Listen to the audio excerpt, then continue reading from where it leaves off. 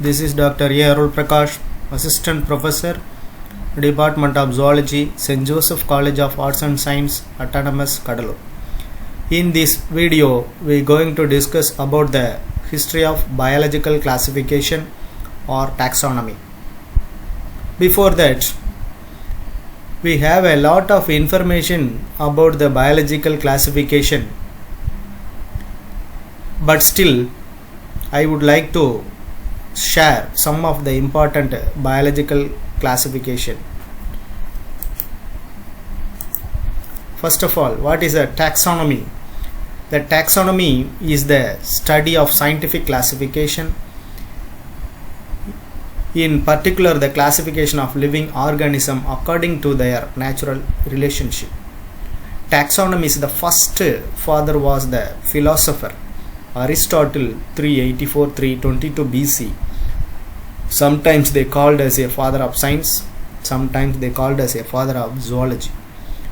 It was Aristotle who first introduced the two key concepts of taxonomy as we practice it today: classification of organisms by type and binomial definition.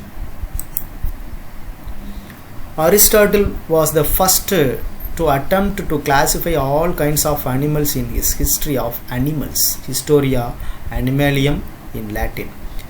He grouped the types of creatures according to their similarities: animals with blood and animals without blood, animals that live on water and animals that live on land. Aristotle's view of life was hierarchical. He assumed that creatures could be grouped in order from lowest to highest, with the human species being the highest. His other innovations was binomial definition. Binomial means two names, and according to the system, each kind of organisms can be defined by the two names of its genus and difference.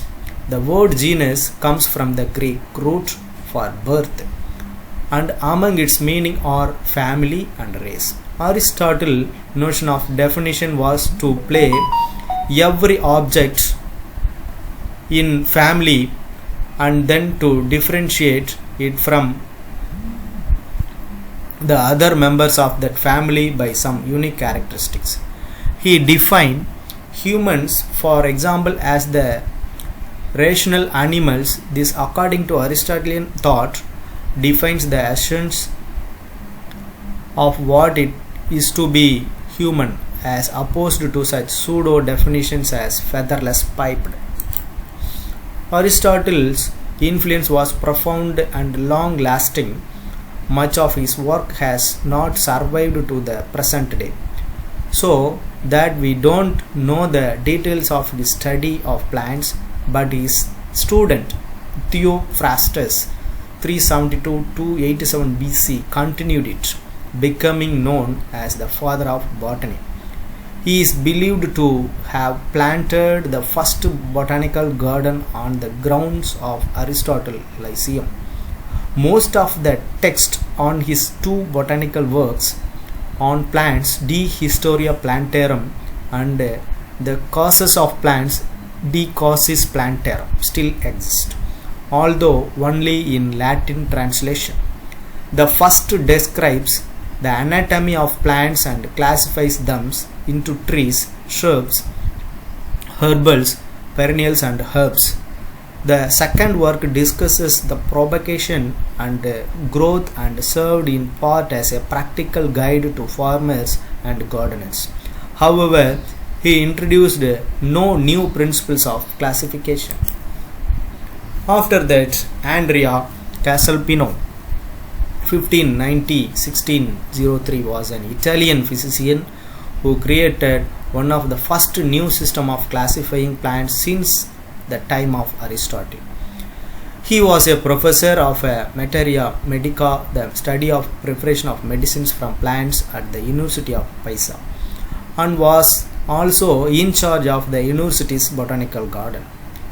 There, he wrote a series of works titled on Plants De Plantis, detailing his system of classification. While his work was in large part based on the work of Aristotle and his successors, his innovations in basing his system of classifying plants on the basis of structures of their fruits and seeds influenced subsequent scientists such as Linnaeus. After that, one botanist who was influenced by Casalpino was Gaspard Bauhin, 1560-1620, a Swiss physician and anatomist.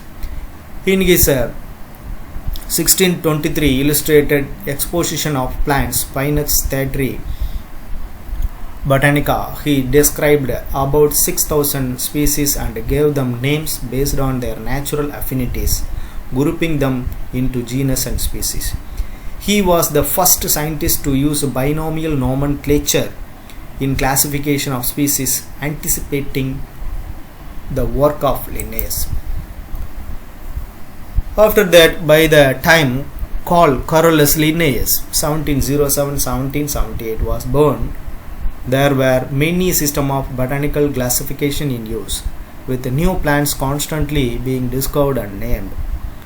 This, in fact, was the problem. There were too many inconsistent systems, and the same plant might have several different scientific names according to different methods of classification. During the childhood, Linnaeus was so fond of collecting plants that he was known as the little botanist. He later became a physician as so many other early taxonomists did, but returned to botany as his primary study. He published his most innovative work as a young man in 1735, The System of Nature, Systema Naturae, is notable for an overall framework of classification that organized all plants and animals from the level of kingdoms all the way down to species. The full subtitle of its 10th edition was System of Nature through the Three Kingdoms of Nature, according to classes, order, genera, and species, with the characteristics, differences, synonyms, places. The system of classification, although greatly modified, is essentially the one we used. He was also first taxonomist to place humans among the primates or anthropomorpha and to give them the binomen Homo sapiens. If Linnaeus is now considered as the father of taxonomy, his success rested on the work of his precursors. He was the first in his system of nature to combine a hierarchical system of classification from kingdom to species with the method of binomial nomenclature, using it consistently to identify every species of both plants and animals then known to him. While he continued throughout his lifetime to revise and expand this great work, so his successors have continued to revise the principles of taxonomy, now according to genetic principles informed by the analysis of DNA. So it always with science we stand on the shoulders of our precursors, always reaching higher. Coming to the conclusion, this video is very useful to you. After this session, in the next video we are going to discuss about the Orgich-Whittaker 5 kingdom classification. Why the Orgich-Whittaker, the 5 kingdom classification is initiated? Because from the Aristotle to Linnaeus, the lot of information about the classification details we cannot find out. It is very difficult to find these studies. So after that Orgich-Whittaker they described designed as a 5 kingdom classification. This is a worldwide accepted one. At the same time we also followed nowadays. So we going to discuss about in the next class R.H. Whittaker classification, 5 kingdom classification. Thank you.